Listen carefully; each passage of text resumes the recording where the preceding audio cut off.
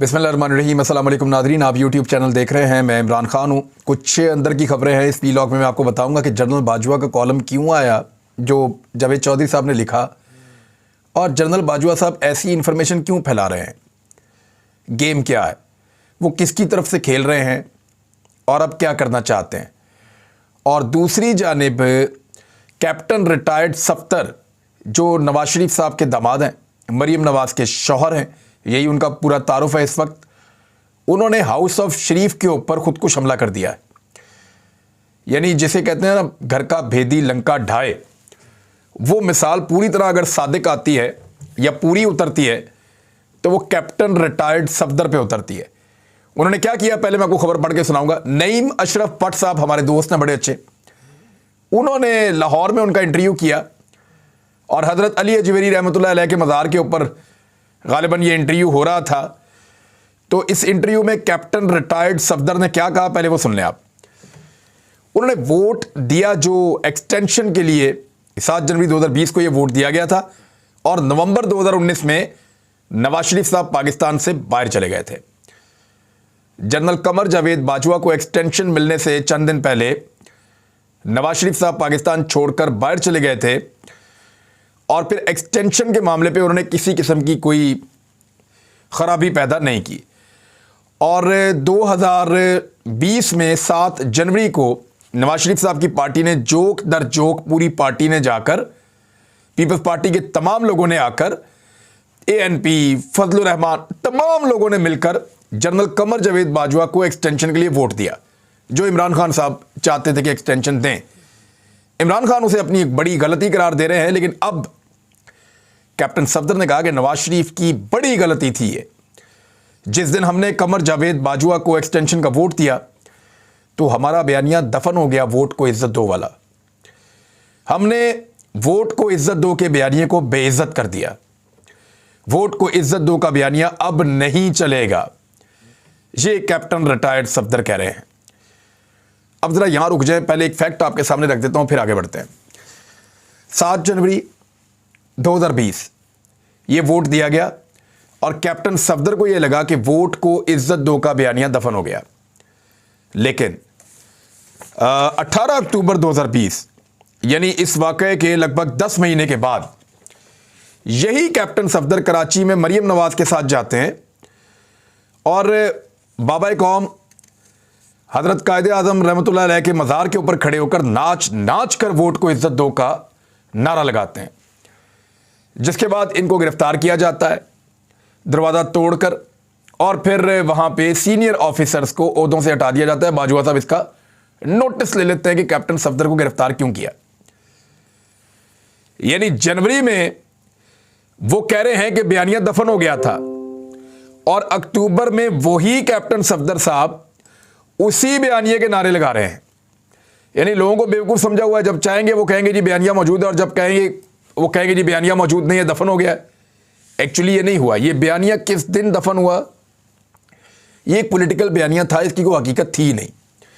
Vote को इज्जत दो के बारे में मैं बार बार कहता रहा हूं कि पीएमएलएन के साथ या शरीफ खानदान के साथ इस नारे का कोई ताल्लुक नहीं है, ये झूठ बोल रहे हैं। और ये नारा सिर्फ पॉलिटिकल गेन के लिए था, और ये नारा एक्चुअली पूरी तरह दफन तब हुआ जब रजीम चेंज ऑपरेशन के नतीजे में ये इस सरकार का हिस्सा बने। ये नारा तब दफन हुआ जब नवाज शरीफ साहब डील करके पाकिस्तान से बाहर चले गए। ये नारा तब दफन हुआ जब इन्होंने NRO 2 ले लिया। ये नारा तब दफन हुआ जब इन्होंने एस्टेब्लिशमेंट के बूट पॉलिश करना शुरू कर दिए, और जब चमक में कमी देखी तो जबान से भी बूट पॉलिश कर दिए, तब ये नारा दफन हुआ था। वरना ये नारा तो मौजूद था। एक नारा आपने लगाया था, लोगों को पसंद भी था, लोग आपको ज़िमनी इलेक्शन में वोट भी डाल रहे थे, और लोग एस्टेब्लिशमेंट के खिलाफ भी हो रहे थे। लोग ये कह रहे थे कि एस्टेब्लिशमेंट पाकिस्तान को चलने नहीं देती।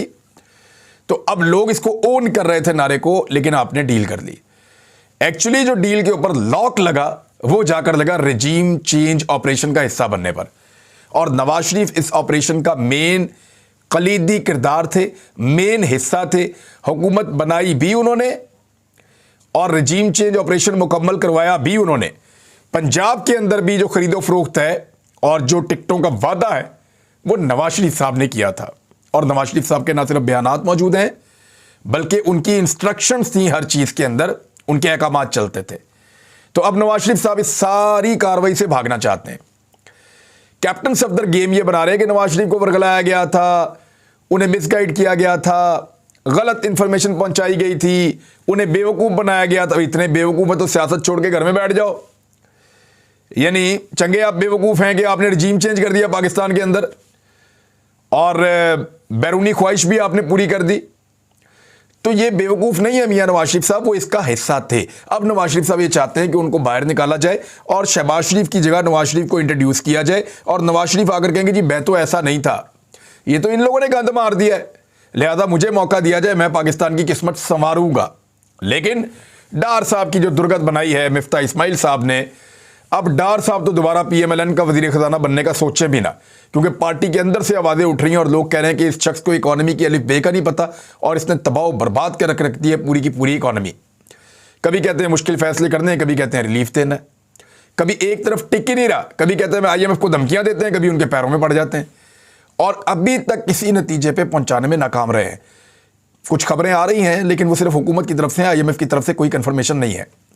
कैप्टन सफदर कह रहे हैं कि अरकान असम्बली को वफादारियां तब्दील नहीं करनी चाहिए। यानी जो राजा रियाद वगैरह ने किया, जो नूर आलम खान वगैरह ने किया, जो 20-25 बंदे दिन रात मेहनत करके तोड़े गए, जिसके लिए अता तारड़ मरीम नवाज की इंस्ट्रक्शन के ऊपर सारा दिन सारी रात वो बेचारे और बहुत सारे लोग, मरीम औरंगजेब, राणा सनाउल्लाह वगैरह, ये मेहनत करते रहे। ये लोग कभी सिंध हाउस जाते थे, कभी इस्लामाबाद के निजी होटल में जाते थे, कभी कहीं भागते थे, कभी कहीं भागते थे। तो बेचारों ने बहुत मेहनत की थी इन सब ने, और उस मेहनत का नतीजा है ये रजीम चेंज के बाद।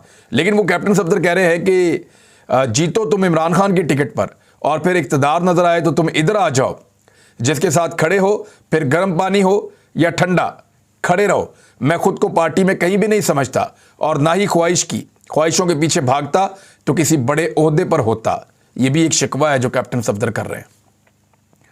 उनका कहना था कि घुटनों को हाथ लगाकर गांव के MNA बन जाएं तो क्या फायदा, लोगों को गैरत दिला रहे हैं कैप्टन सफदर। यानी ये पाकिस्तान में क़यामत की निशानी है कि कैप्टन सफदर जो, यानी मैं अब कुछ कहना नहीं चाहता लेकिन मैं ये कहना चाहता हूं कि कैप्टन सफदर अगर लोगों को गैरत दिलाएंगे तो ये क़यामत की निशानी नहीं होनी चाहिए। यानी कैप्टन सफदर अगर लोगों को गैरत दिलाने वाली बात करेंगे, उनके अंदर उनका ज़मीर जगाने वाली बात करेंगे, तो क्या ये क़यामत की निशानी नहीं होगी? कैप्टन सफदर की तो अपनी बात नहीं सुनी जाती, तो वो कैसे लोगों को गैरत दिला सकते हैं?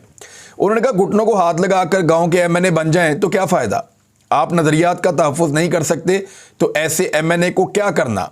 मियाँ साहब को भी एक्सटेंशन के वोट का नहीं कहना चाहिए था। नवाज शरीफ वही शख्स था जिसने उनको ललकारा था। मियाँ साहब को वर्गलाया गया और उनसे झूठ बोलते थे। मैं उनके नाम भी लूँगा जिन्होंने नवाज शरीफ से फ्रॉड किया है, लेट्स सी नाम लेते हैं या नहीं लेते। उन्होंने मजीद बताया कि 28 नवंबर से पहले हुकूमत बाजवा साहब के नीचे दबी हुई थी। सियासतदान वाला पत्ता ठीक खेला के रुके नहीं और आगे चल पड़े। फिर उन्होंने कहा 2025 में इंतखाबात हों, पहले मईशत को बेहतर कर देंगे, तो उनकी ख्वाहिश है मियां नवाज शरीफ साहब की बहुत बड़ी।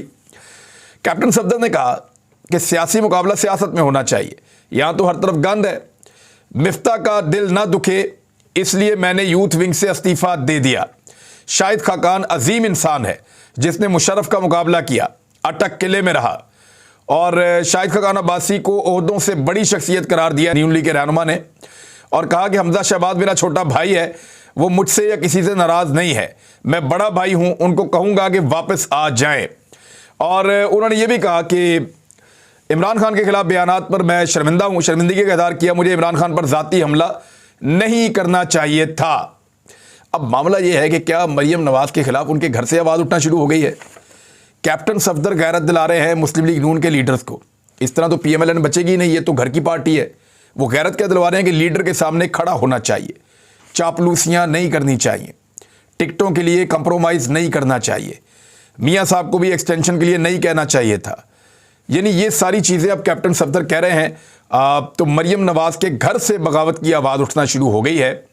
और कैप्टन सफदर ने यह भी कहा कि मुस्तकबिल करीब में तो मरीम नवाज को वज़ीर आज़म बनता नहीं देख रहा। उन्होंने दावा किया कि इंतखाबात 2025 में होंगे और अगले 5 साल शहबाज शरीफ को मिले तो पाकिस्तान में बेहतरी आएगी। वैसे शहबाज शरीफ ने जो हालत कर दी है 86 रुकनी काबीना के साथ, पाकिस्तान की तारीख की सबसे बड़ी काबीना और सबसे गलत पॉलिसी, सबसे ज़्यादा महंगाई और सबसे बदतरीन गवर्नेंस। यानी शहबाज शरीफ ने वज़ीर आला पंजाब रह के सिर्फ पैसे खर्च करने होते थे, वफाक से पैसे आते थे, खर्च करी जाओ, तो खर्चा करने में तो मास्टर थे। अब पहली मरतबा जब काम करना पड़ा और कमाना पड़ा है तो लग पता गया उनको कि किस तरह से पैसे इकट्ठे किए जाते हैं कौम से, और कोई काम नहीं हो रहा उनसे, किसी जगह के ऊपर कोई एक पॉजिटिव इंडिकेटर नहीं है। शहबाज शरीफ ने कोई एक बेहतर काम ऐसा किया हो जिसके ऊपर ये कहे कि ये काम हमने कर दिया है। बहरहाल मरियम नवाज से डांट पड़ी है, सरजनिश हुई है, और ये खबर छपी है एक्सप्रेस पे। खबर ये कहती है कि कैप्टन सफदर के हालिया इंटरव्यू के मामले पर पार्टी की सीनियर नायब सदर और चीफ ऑर्गेनाइजर, यानी घर के ही सारे बंदों को ओहदे देने होते हैं, इन्होंने तो मरियम नवाज को दे दिया नवाज शरीफ ने। मरियम नवाज ने सरजनिश करते हुए उन्हें पार्टी पॉलिसी के खिलाफ बयानबाजी से रोक दिया है। मरियम नवाज ने हदायत की है कि कैप्टन सफदर समेत कोई भी रहनुमा आइंदा पार्टी पॉलिसी से हटकर बयान ना दे। हर पार्टी रहनुमा कोई भी बयान देते हुए पार्टी पॉलिसी को लाजमी मद्देनजर रखे। मरियम नवाज ने तंबीह करते हुए कहा कि जो भी पार्टी पॉलिसी से हटकर चलेगा उसके खिलाफ सख्त एक्शन लिया जाएगा। जराये के मुताबिक कैप्टन सफदर को इससे पहले पार्टी पॉलिसी से हटकर बयान देने पर शोकाज नोटिस भी जारी हो चुका है। बहरहाल मरियम नवाज बताएंगे कि पार्टी में क्या कहना और क्या नहीं कहना। यानी पार्टी के अंदर लोग सियासत कर रहे हैं 20-20 साल से, 40-40 साल से, और ये चंद साल पहले आने वाली मरियम नवाज अब पार्टी की पॉलिसी बनाएंगी और बनाकर बताएंगी कि आपने कैसे चलना है और किस तरह सियासत करनी है। यानी इनका तो शायद वो तजुर्बा नहीं होगा जो पार्टी के अंदर लोगों का है, तो बेचैनी ऑब्वियसली पार्टी के अंदर पैदा होगी। और ये मैं बेचैनी, मुझे ऐसा लगता है क्योंकि मैं PMLN को बड़ा लंबा अरसा कवर करता रहा हूँ, इस पार्टी के लोगों में बड़ा पोटेंशियल है। इसमें कुछ बड़े अच्छे लोग भी हैं जो जमहूरियत में यकीन रखते हैं, और मुझे ऐसा लगता है कि वो लोग आवाज़ उठाएंगे, मुझे ऐसा लगता है कि वो लोग रिएक्ट करेंगे और मरियम नवाज की बातों की अंधाधुंध तकलीद से अपने आप को बचाएंगे। क्योंकि इस वक्त पार्टी के अंदर मकबूलियत भी कम है, तो उस वजह से लोगों के लिए आसान भी होगा अपनी राय देना और अपनी बात करना। अब मामला ये है कि जनरल बाजवा ने जो कॉलम लिखवाया जावेद चौधरी साहब थे, उसकी सफाइयाँ तो पेश की जा रही हैं, लेकिन दो नुक्ते उसके बड़े अहम हैं। एक ये है कि इमरान खान पाकिस्तान के लिए खतरा था, उस पर लोगों का बड़ा शदीद रद्द-ए-अमल आ रहा है। मैंने एक सर्वे भी करवा लिया, मैंने कहा लोगों से भी पूछ लेते हैं कि लोगों की इसमें राय क्या है। जनरल बाजवा इमरान खान को मुल्क के लिए ख़तरा समझते थे, तो मैं ये तो नहीं कह रहा कि जनरल बाजवा मुल्क के लिए ख़तरा थे, लेकिन मैंने एक सर्वे करवाया, हर मिनट में 1000 वोट पड़ रहा है इस सर्वे पे, तो मुझे उम्मीद है कि लाखों में इस पर वोट पड़ जाएंगे। लगभग अभी तक 20-22 मिनट में कोई 20,000 से ज़्यादा वोट पड़ चुके हैं। सवाल हमने ये पूछा कि कॉलम के मुताबिक जनरल रिटायर बाजवा के बकौल इमरान खान वज़ीर आज़म रहते तो पाकिस्तान कायम ना रहता। आपके ख्याल में पाकिस्तान के लिए कौन बेहतर रहा, जनरल रिटायर बाजवा या इमरान खान? 2 ऑप्शन हमने दिए। तो यहाँ पे आप हैरान हो जाएंगे कि 5% लोगों को ये लगता है, पूरे 5% लोगों को ये लगता है कि जनरल रिटायर बाजवा पाकिस्तान के लिए बेहतर है, जबकि 95% लोगों को ये लगता है, 95% लोगों को, कि इमरान खान पाकिस्तान के लिए बेहतर है।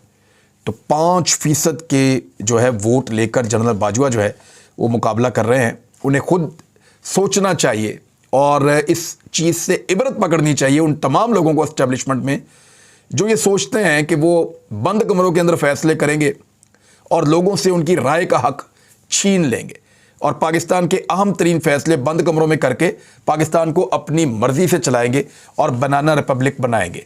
उन तमाम लोगों को इबरत लेनी चाहिए इस किस्म के सर्वे से। खुद भी वो करना चाहें तो एक सर्वे करके देख सकते हैं, उनको आइडिया हो जाएगा। महंगाई के ऊपर आते हैं, लेकिन दूसरी चीज़ जो है इसमें एक चीज़ और भी है। इस इंटरव्यू में सफाइयाँ तो आ रही हैं, लेकिन जावेद चौधरी साहब हैं, मैं उन्हें जानता हूँ, उन्होंने बहुत सारे ऐसे इंटरव्यूज़ किए हैं और ऐसा मुमकिन नहीं है कि वो किसी की बात कहे बगैर उसको रिपोर्ट कर दें। किसी ने ये बात कही तो उन्होंने कह दी, लेकिन ये बात कही क्यों गई, ज़रा इसको गौर करें।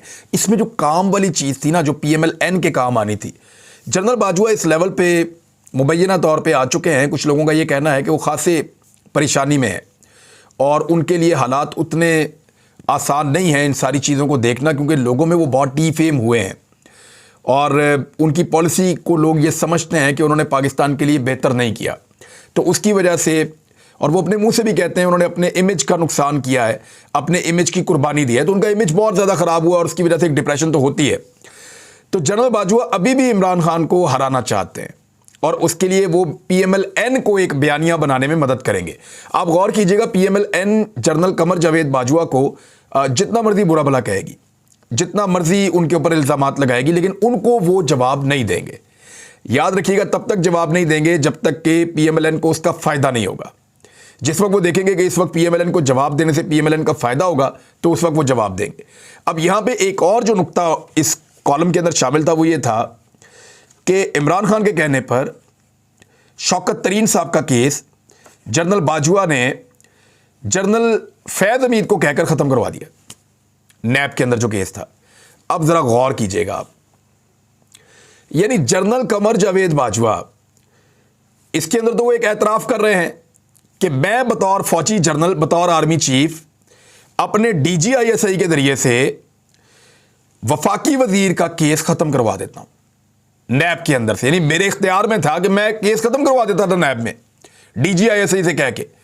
तो ये तो कानून के अंदर मुदाखलत है, ये तो आईन की खिलाफ वर्जी है, इसके ऊपर तो कानूनी कार्रवाई होती है। लेकिन बाजवा साहब इतना बड़ा एलिगेशन अपने ऊपर क्यों लेंगे? क्योंकि इससे PMLN को बयानिया बनाने में मदद मिलेगी कि इमरान खान ने और शौकत तरीन ने मुबैना तौर पे PMLN वाले यानी इस किस्म का बयानिया बनाएंगे कि उनकी वजह से जो है वो ये इकॉनमी की हालत हुई है, लिहाजा जो है वो अब जनरल बाजवा और ये सारे जिम्मेदार हैं। यानी अब ये है कि जनरल बाजवा क्योंकि बहुत हद तक उनका इमेज खराब हो गया है, तो उनको इमरान खान के साथ किसी तरह जोड़ दिया जाए और ये साबित किया जाए कि ये दोनों इकट्ठे थे, हम एक साइड पे थे। तो ये अब होना नहीं है, क्योंकि जितनी मार इमरान खान साहब को और उनकी पार्टी को पड़ी है, ये गोलियां तक तो उनके ऊपर चल गई हैं, हालात उनके लिए बहुत मुश्किल है। नाअहल भी उनको कर दिया गया था, डी-सीट कर दिया गया था, फिर उसके बाद जो उनके लोगों के साथ हुआ, फिर बार बार जिस किस्म का जुल्म और सितम हुआ, उन सारी चीज़ों को अगर आप जोड़ कर देखें तो आपको पता चलता है कि जितनी मर्जी अब आप कोशिश कर लें, आप इमरान खान को जनरल बाजवा के साथ जोड़कर नहीं दिखा पाएंगे। जनरल बाजवा का एहसान है शरीफ खानदान के ऊपर, क्योंकि सलमान शहबाज के हाथ में एयर टिकट जनरल बाजवा ने पकड़ाई थी रात के डिनर पर कि सुबह पाकिस्तान से निकल जाना वरना नैब तुम्हें गिरफ्तार कर लेगी। ये होता है इस मुल्क के अंदर। अब तक के लिए इतनी, अपना ख्याल रखिएगा, अपने चैनल का भी। अल्लाह हाफ़िज़।